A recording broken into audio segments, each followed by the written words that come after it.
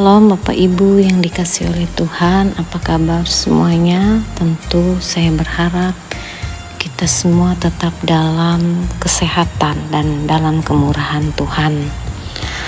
Kembali kita akan mendengarkan renungan harian pada saat ini, yaitu pada hari Rabu tanggal 16 November sesuai dengan Almanak Nas GKE, terambil dalam Matius pasal 23 ayat yang ke-37 sampai pasal 24 ayat yang ke-14. Sebelum saya membaca firman Tuhan di dalam Alkitab ini, mari kita berdoa. Kami percaya Tuhan memberkati kami semua yang boleh mendengarkan firman Tuhan saat ini melalui renungan harian Resort GKE Puruk Jahu. Masing-masing kami boleh mengambil waktu saat teduh saat ini atas kemurahan Tuhan. Dan firman-Mu pula akan kami baca, akan kami dengarkan bersama-sama. Urapi kami semua ya Tuhan, hingga firman-Mu ini boleh kami lakukan di dalam kami berjuang dan melangkah. Terima kasih Tuhan Yesus, kami percaya Tuhan memberkati kami semua. Amin. Pembacaan Alkitab ini yang akan saya baca demikian dengan 3 perikop. Perikop yang pertama, keluhan terhadap Yerusalem.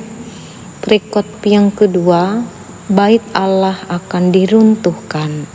Dan perikop yang ketiga, permulaan penderitaan. Yerusalem, Yerusalem, engkau yang membunuh nabi-nabi dan melempari dengan batu orang-orang yang diutus kepadamu. Berkali-kali aku rindu mengumpulkan anak-anakmu sama seperti induk ayam mengumpulkan anak-anaknya di bawah sayapnya, tetapi kamu tidak mau. Lihatlah, rumahmu ini akan ditinggalkan dan menjadi sunyi. Dan aku berkata kepadamu, mulai sekarang kamu tidak akan melihat aku lagi, hingga kamu berkata, diberkatilah dia yang datang dalam nama Tuhan. Sesudah itu Yesus keluar dari bait Allah, lalu pergi. Maka datanglah murid-muridnya dan menunjuk kepada bangunan-bangunan bait Allah. Ia berkata kepada mereka, kamu melihat semuanya itu, aku berkata kepadamu, sesungguhnya tidak satu batu pun di sini akan dibiarkan terletak di atas batu yang lain. Semuanya akan diruntuhkan. Ketika Yesus duduk di atas bukit Zaitun, datanglah murid-muridnya kepadanya untuk bercakap-cakap sendirian dengan dia. Kata mereka, katakanlah kepada kami, bila manakah itu akan terjadi, dan apakah tanda kedatanganmu dan tanda kesudahan dunia? Jawab Yesus kepada mereka, waspadalah supaya jangan ada orang yang menyesatkan kamu. Sebab banyak orang akan datang dengan memakai namaku dan berkata, akulah Mesias, dan mereka akan menyesatkan banyak orang. Kamu akan mendengar deru perang atau kabar-kabar tentang perang. Namun berawas-awaslah, jangan kamu gelisah, sebab semuanya itu harus terjadi, tetapi itu belum kesudahannya. Sebab bangsa akan bangkit melawan bangsa, dan kerajaan melawan kerajaan. Akan ada kelaparan dan gempa bumi di berbagai tempat. Akan tetapi semuanya itu barulah permulaan penderitaan menjelang zaman baru. Pada waktu itu kamu akan diserahkan supaya disiksa, dan kamu akan dibunuh dan akan dibenci semua bangsa oleh karena namaku. Dan banyak orang akan murtad, dan mereka akan saling menyerahkan dan saling membenci. Banyak nabi palsu akan muncul dan menyesatkan banyak orang. Dan karena makin bertambahnya kedurhakaan, maka kasih kebanyakan orang akan menjadi dingin. Tetapi orang yang bertahan sampai pada kesudahannya akan selamat. Dan Injil kerajaan ini akan diberitakan di seluruh dunia, menjadi kesaksian bagi semua bangsa. Sesudah itu barulah tiba kesudahannya. Amin. Yang berbahagia ialah mereka yang mendengarkan firman Tuhan dan yang melakukannya hari lepas hari. Amin. Bapak Ibu yang terkasih, kalau kita melihat pada perikop yang pertama mengenai keluhan terhadap Yerusalem, di mana pada saat itu Yerusalem adalah lokasi berdirinya bait suci, sebab di dalam bait suci itu banyak sekali orang-orang yang pada saat itu ingin masuk berbondong-bondong beribadah untuk melakukan pembaharuan di dalam kehidupan mereka. Apalagi pada perayaan keluarnya umat dari pada perbudakan di Mesir.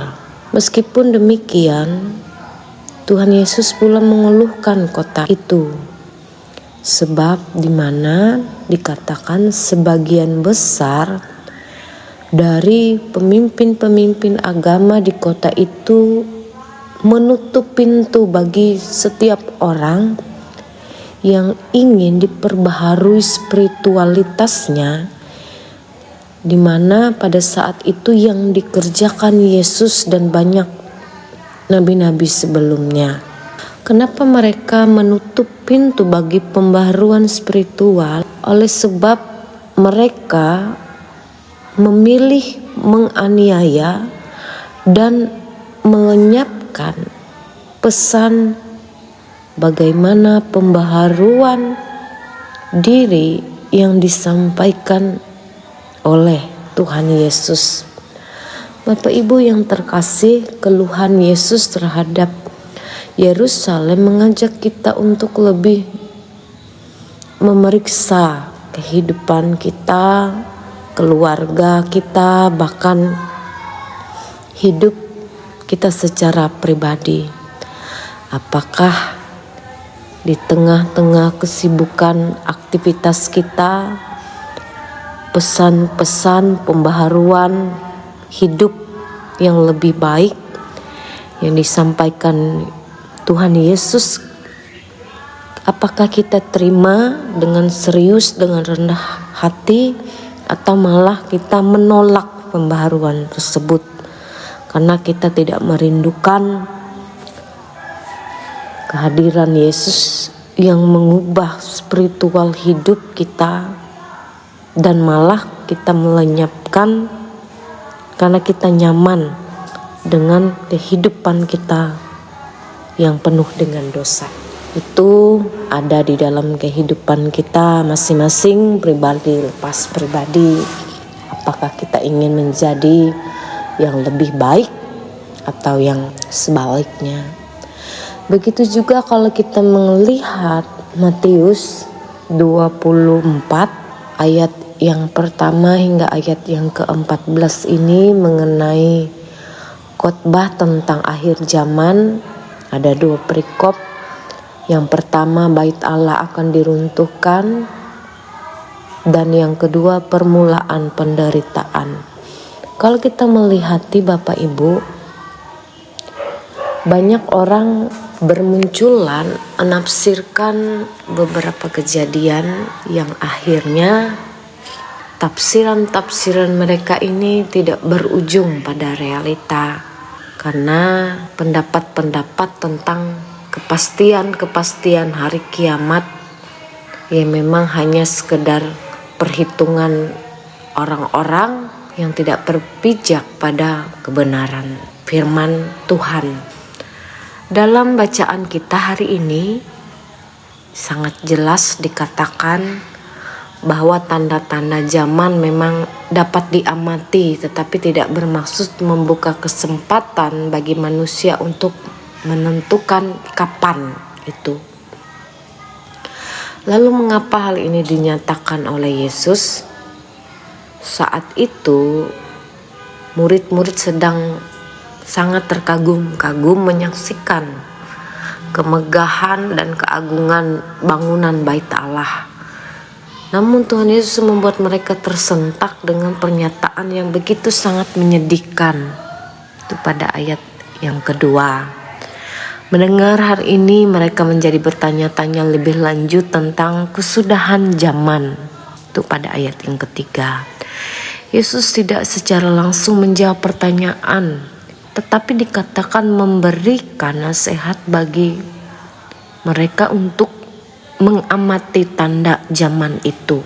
Dan kalau kita melihat Bapak Ibu yang dikasihi Tuhan, ada banyak berbagai malapetaka perang dan bencana alam yang terjadi, penyiksaan dan pembunuhan, terjadinya permusuhan, ketidakjelasan dasar iman, kasih persaudaraan menjadi rusak.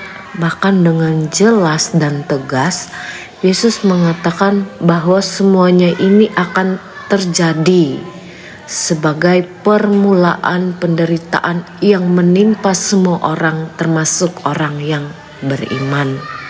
Orang-orang yang percaya tidak seharusnya menjadi gelisah. Orang-orang tidak perlu merasa khawatir dan takut mengalami kejadian-kejadian tersebut. Sebaliknya, sebagai orang yang percaya, kita harus berhikmat, kita harus tetap teguh, kita harus tetap setia dalam kehidupan kita pada saat ini. Di tengah-tengah kejadian yang berakibat kerusakan, kehancuran, keruntuhan, dan kebinasaan, ternyata ada yang dapat menghibur kita, karena berita kebenaran Injil akan tersiar dan berkembang ke setiap penjuru di dalam kehidupan kita. Sebelum zaman ini berakhir dan orang-orang yang bertahan sampai akhir akan mendapatkan dikatakan kehidupan yang kekal, ayat yang ke-13 sampai ke-14. Ini merupakan misi orang-orang percaya, orang-orang Kristen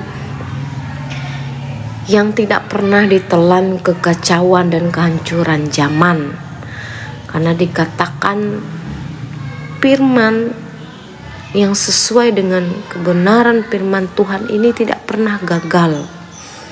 Jadi sebagai orang percaya, kita menyadari, kita yakin bahwa kehidupan kita ini bergantung semuanya hanya kepada Tuhan Yesus itu sendiri.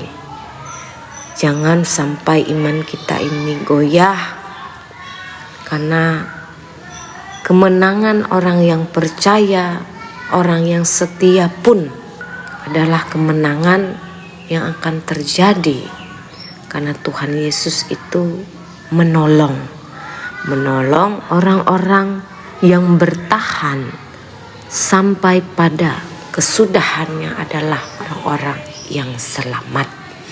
Dengan demikian, biarlah perenungan firman Tuhan ini menjadi kesaksian bagi kita orang Kristen, orang yang percaya kepada Tuhan Yesus, bahwa marilah kita memakai waktu kesempatan yang ada ini untuk melakukan kehidupan yang sesuai, seturut dengan apa yang Tuhan Yesus beri dalam hidup kita dan kita jalani dengan baik. Tuhan Yesus memberkati kita semua. Amin. Mari kita bersatu di dalam doa. Kita akan masuk di dalam doa syafaat. Khusus saya berdoa untuk jemaat GKE Ika Jori Makunjung. Kita berdoa. Terima kasih Tuhan Yesus, kami boleh membaca firman Tuhan. Kami pula boleh mendengarkan firman-Mu.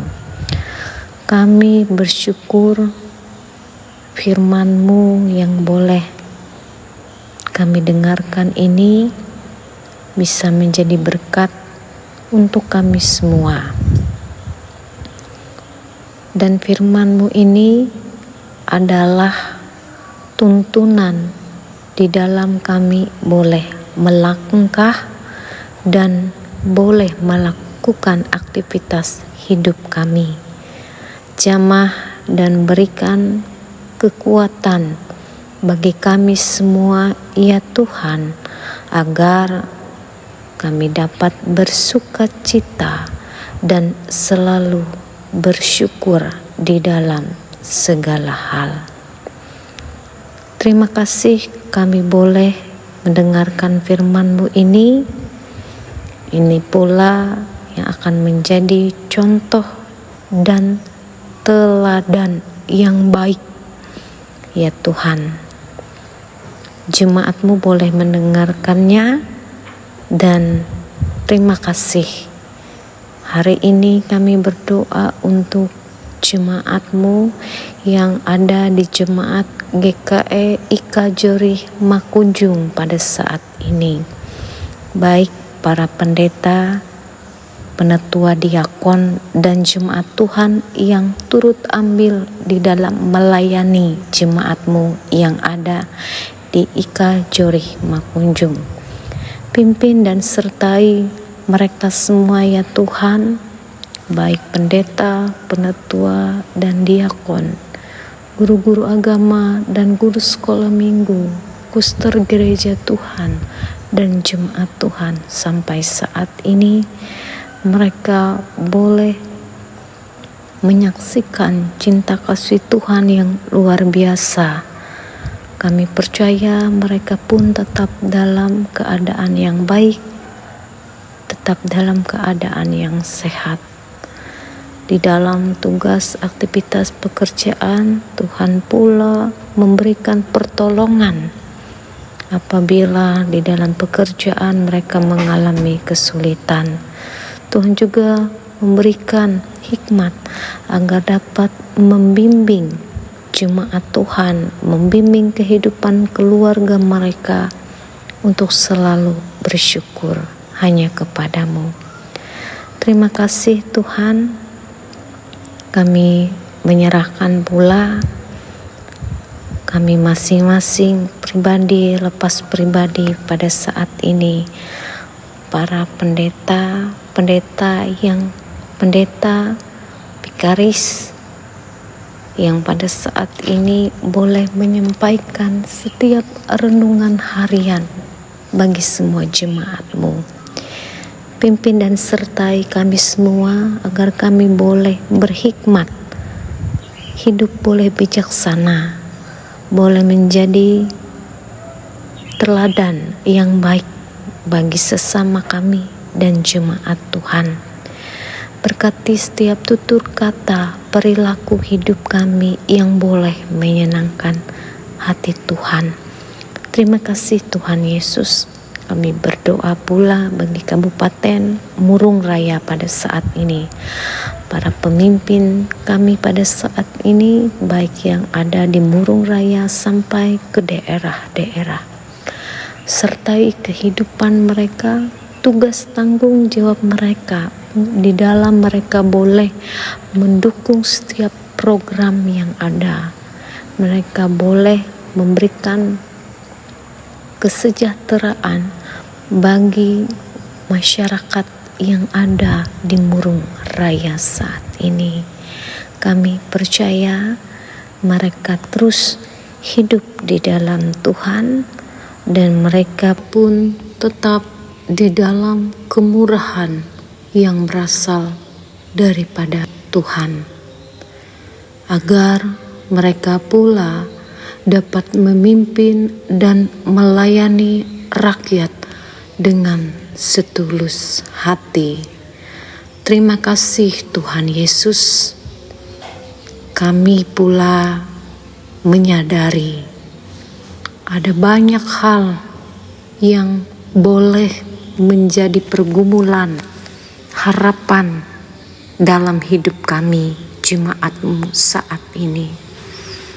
Engkau adalah Allah yang mengetahui rancangan dalam hati dan pikiran kami.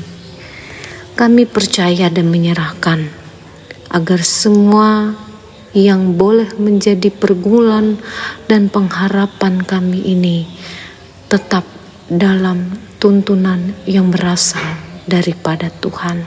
Terima kasih Tuhan Yesus. Di dalam nama-Mu kami berdoa dan mengucap syukur. Bapa kami yang di sorga, dikuduskanlah nama-Mu.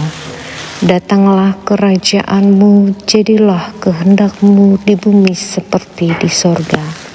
Berikanlah pada hari ini makanan kami yang secukupnya, dan ampunilah kami akan kesalahan kami, seperti kami juga mengampuni orang yang bersalah kepada kami. Dan janganlah membawa kami ke dalam pencobaan, tetapi lepaskanlah kami daripada yang jahat. Karena Engkaulah yang punya kerajaan dan kuasa dan kemuliaan sampai selama-lamanya. Amin. Tuhan memberkati engkau dan melindungi engkau. Tuhan menyinari engkau dengan wajah-Nya dan memberi engkau kasih karunia.